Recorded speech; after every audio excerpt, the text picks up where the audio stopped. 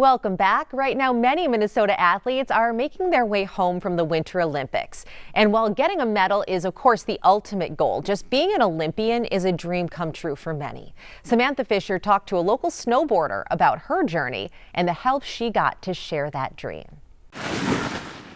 I just felt on top of the world. 22-year-old Iris Flum discovered at a young age what moved her. I'd rather bomb the hill. I want to go fast. The Linden Hills native got her winter sports stardom close to home. I started at 4 or 3, super young on skis.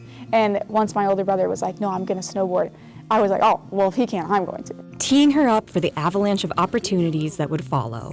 Becoming an Olympian was everything I dreamed of. Her teammates, friends, and family. It's been so much fun for us as parents. Her foundation. We watch it, you hear about it, you read about it, you hear about athletes' story, and when you are experiencing it firsthand through your child, it's just, you can't describe it. As for Iris, words about the person who helped prepare her most come fairly easily. I don't think people understand. She 100% would have been an Olympian. Megan Graham, champion snowboarder turned coach after injuries, found a new passion in coaching Iris. She showed me how much fun snowboarding is. Megan knew how to coach Iris. And Megan spoke Iris's language.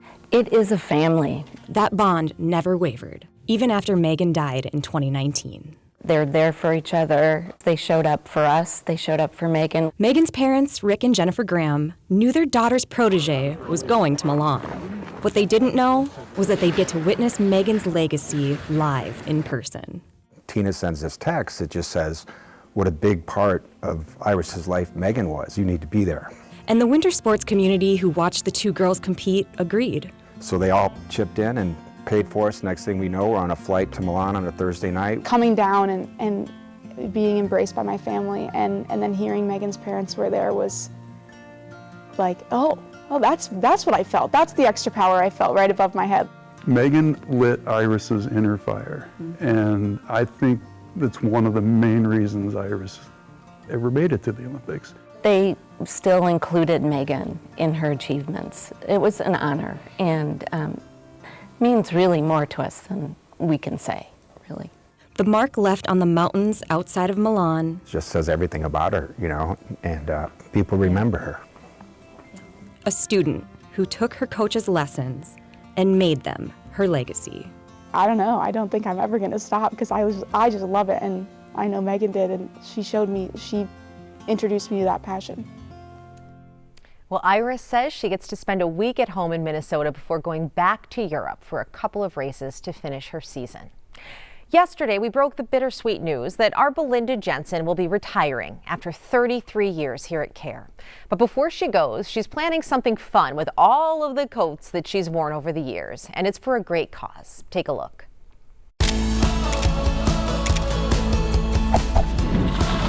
We're here to help. We're here to be on the front lines every day. Regardless of what our function is here at ISCA, we're here to serve.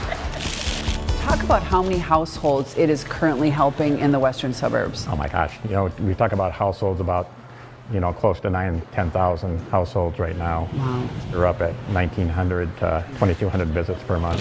The Intercongregational Communities Association, ICA Food Shelf, has been serving people in the western suburbs for 54 years. Yeah, just take as much as you want.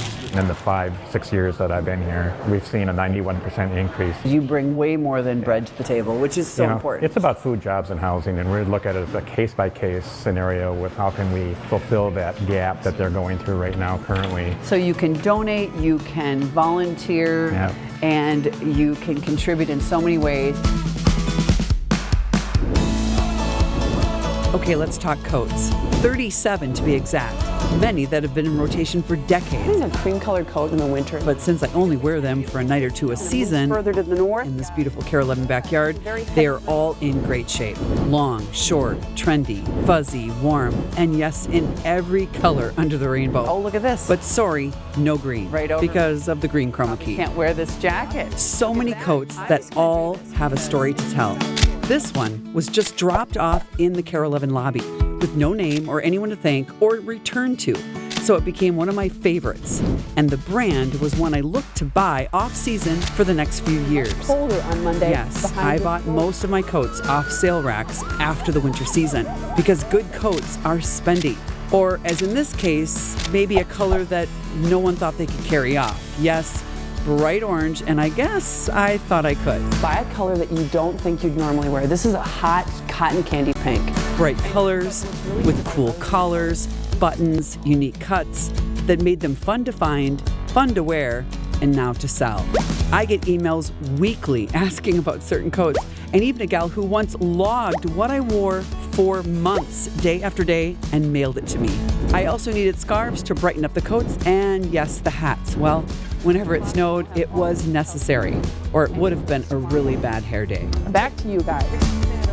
37 coats, 12 scarves, and 20 hats all go on auction for the ICA food shelf on March 1st through the 31st. This little coat auction thing, I threw it at you and you said yes right away. You're so sweet. Why do you want to do it? Well, it was a brilliant idea, and I just wanted to follow your lead and use my particular set of skills to help you out. My friend Wendy Zins is an amazing professional photographer. I met her doing charity events years ago, and she has since taken pictures of my family for years, and I love that she is helping me with this project. It was a lot. There were a lot of pictures, and that's what people are going to look at when they buy the coats. Hopefully they bid high, right? Oh, we better bid high because, of course, the dollars go to such a great cause. Yes. Everyone needs food. Let's just help the people get the food on the table. Let's help them get their feet back underneath them, and that's what this place does. And that's why I've dedicated my time to this place, and now you have too, so thank you. Yeah, well, you're very welcome. I couldn't be more proud of a community that says, you know what, we're here, and you just have to call us and tell us what you need, and we'll be there to respond. And your coats are a good one example of being here in the front lines with us. It really is a great idea. Stick with us. We have more news and weather coming up after the break.